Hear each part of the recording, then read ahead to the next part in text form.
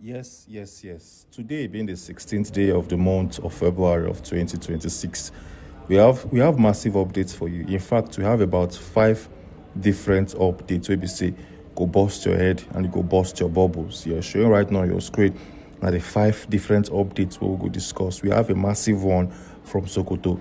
Something don't happen to Peter Obi. We say you watching this video need to see right about now. And also a lady from the southeast region of Nigeria has joined a very strategic position in the UN. Will this lead or aid to the release of Mazi Nnamdi Kanu? Well, for this video, we're going to showcase every single thing we did within. Also have a massive update from Donald Trump because he has vindicated Mazi Nnamdi Kanu right about now. We also have issues from the DSS versus Aerofy. So where we go start from? Let's start with the very first conversation. As we speak to you, there's an update and a revelation from Sokoto State, Nigeria, that everybody watching this video must pay attention to. Make you understand what they currently happen for your country where you did, and for the states where Mazi Nnamdi Kanu is currently locked up in.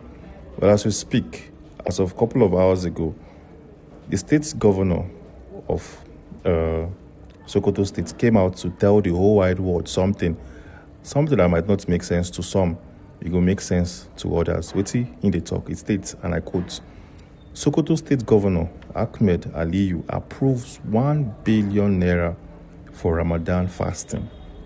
Yes, they don't set aside 1 billion naira for Ramadan fasting, inclusive of people in prisons. If you dey prisons, you dey outside, or this money go reach you in form of foods, in breaking of fasting and starting of fasting. Why is this even important? Well, it's a good gesture from the state government, though. It's a good one to implement such feats and such actions for your people.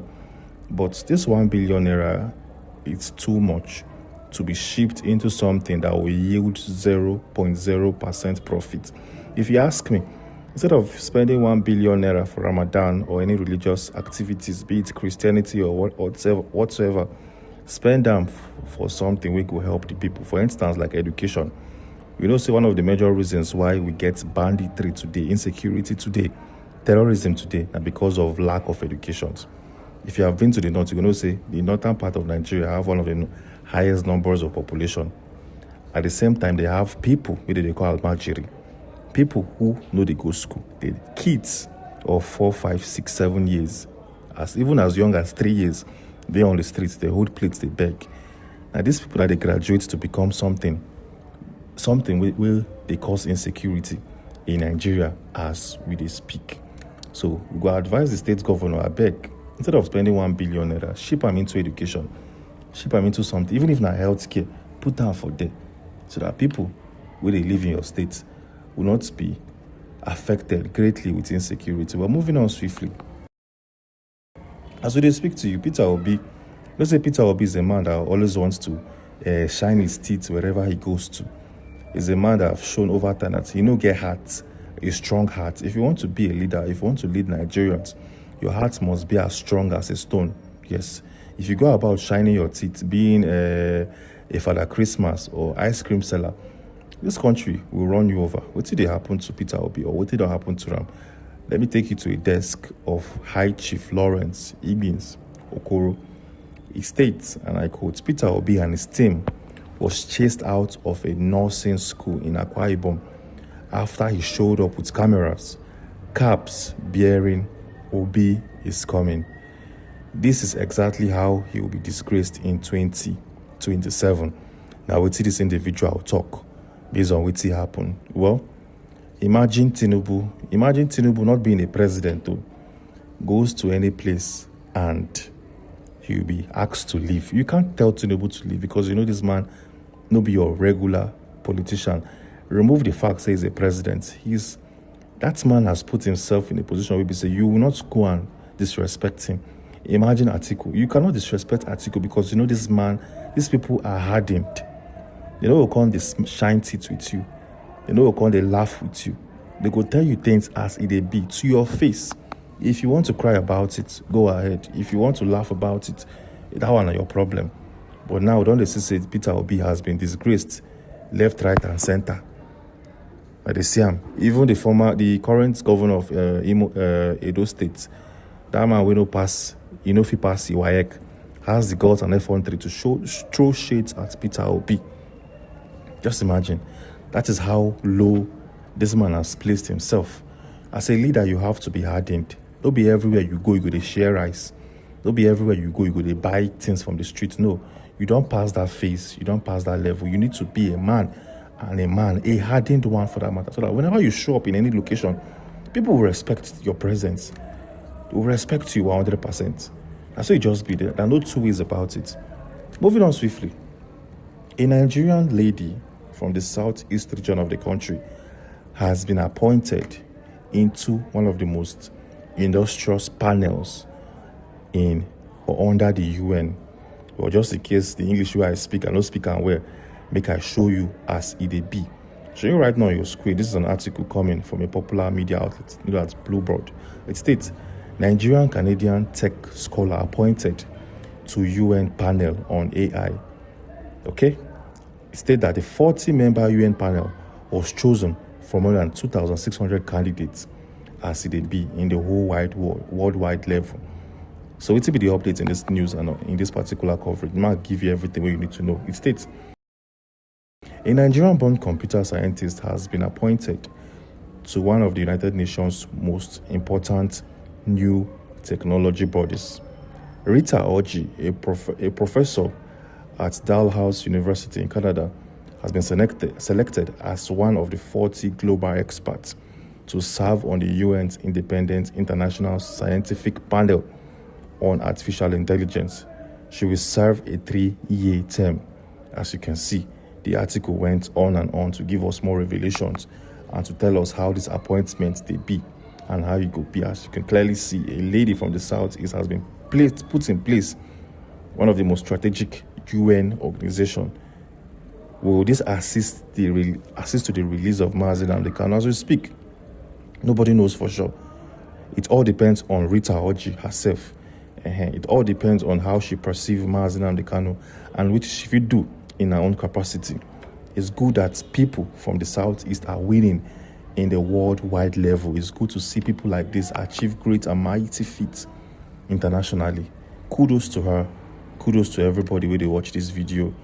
And let's move on with our next update. As we speak to you, there's a big rift between El-Rufai and the DSS. See, earlier on, El-Rufai came out to make a statement against the Nigerians NSA in the person of Nuhu Ribadu.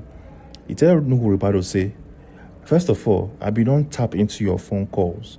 I put some kind of software into your phone, connect onto your phone. I did hear your phone conversation.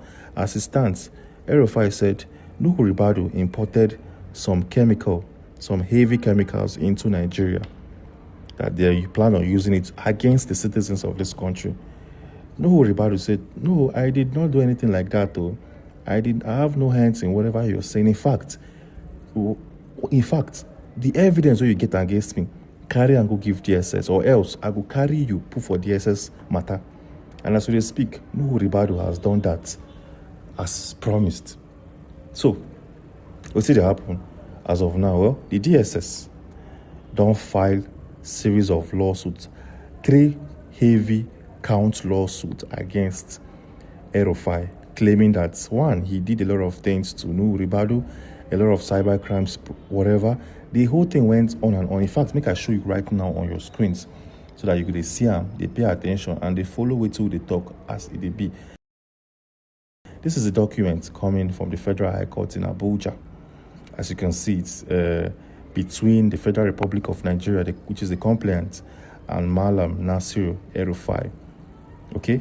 The count one state that that's you, Malam Nasiru El-Rufai, adult male on 13th February of 2026, while appearing as a guest on Arise TV station's primetime program in Abuja, within the jurisdiction of this court, did admit during the interview that you and your cohort unlawfully intercepted the phone communications of the National Security Advisor, Nuhu Ribadu, and thereby committed to an offense contrary to and punishable under Section 12, subsection 1 of the Cyber Crimes Prohibition Prevention etc.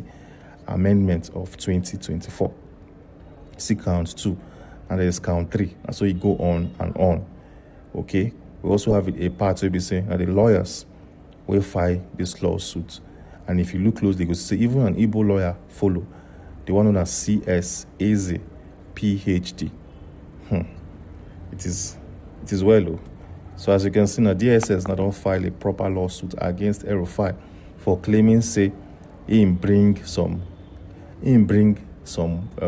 chemicals into Nigeria that will be used by Nigerians itself. This case could be very, very long for all the parties involved. It could be very, very long because we don't even know it to even talk for this one. But the DSS, as we see, like I say, these people has become a tool for some individuals in the country. Make we not talk too much, and let's move into the main event, the reason why this video was made in its first place. Yes, so it did happen in the USA. Well, we have a massive news coming from the USA regarding the president of that country. Donald Trump don't vindicate. He made a comment. We don't use vindicate Mazi Nnamdi Kanu in the coming days. But it be that US sanctions 8 Nigerians over links to B Haram, that is Boko, and also cyber crime. What did this article even mean? United States has frozen the assets and properties, of 8 Nigerians accused of having links with Islamic sect, that is the Boko group, and Islamic State, Islamic States of Iraq and Levant. Funny enough, some things with Donald Trump exposed in this particular revelation. Now, things where people don't connect to Mazi Nnamdi Kanu. So now Mazi Nnamdi Kanu and his group, the IPOB, orchestrate them. But the US say no. No go connect specifically. They're very innocent to this case. So now we get 8 Nigerians who are members of the Boko Haram. We run these operations and we run them in full. Okay. So what did happen? Let's give you full updates. The article went on to state that the pronouncement comes on the heels of the latest US Congress recommendations of visa ban and asset freeze on the former governor of Kano State, Rabiu Musa Kwankwaso, and different Meiti Allah groups over alleged Christian genocide in Nigeria.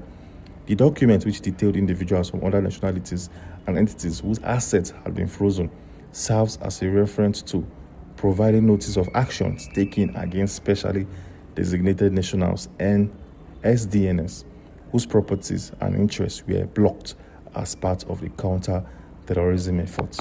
Kudos to the USA for making this whole thing possible. It's good to see that people who commit or perpetuate any levels of crimes in the country faces the wrath of the law.